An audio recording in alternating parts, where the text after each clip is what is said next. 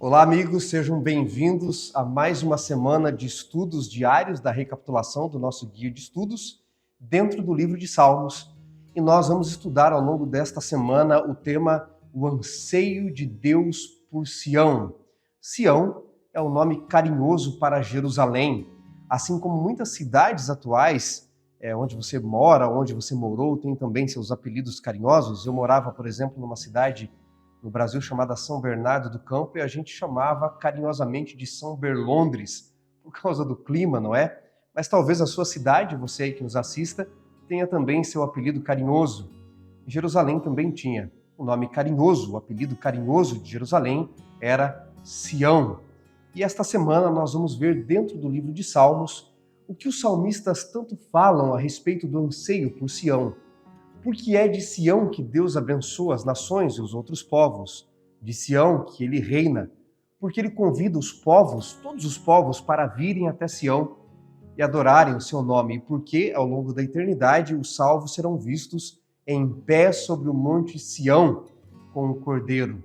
Nós vamos estudar tudo isso ao longo desta semana. Eu quero ler com vocês agora, nesse momento, Salmos capítulo 84. Abra sua Bíblia, por favor, no livro de Salmos, no capítulo 84, e nós vamos ver um dos salmos, são vários, um dos salmos que fala a respeito desse anseio de Deus ali por seu povo estar em Sião o adorando. Salmos 84, versículo 2 diz: A minha alma suspira e desfalece pelos átrios do Senhor.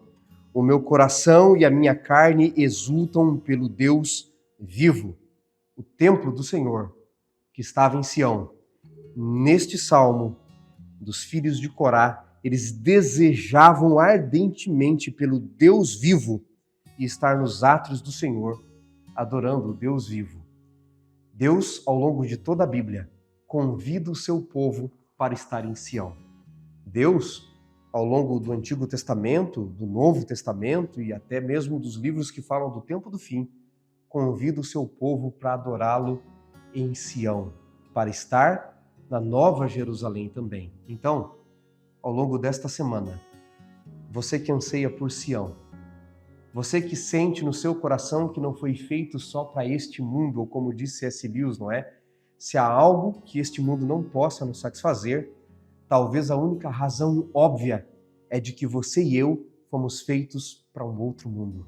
Na verdade, você e eu, nós fomos feitos para viver em Jerusalém, Jerusalém celestial.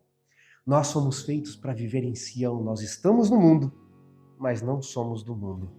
E ao longo desta semana, nós vamos falar das lições que Jerusalém, que Sião nos traz, da guerra que Jerusalém vive e viveu.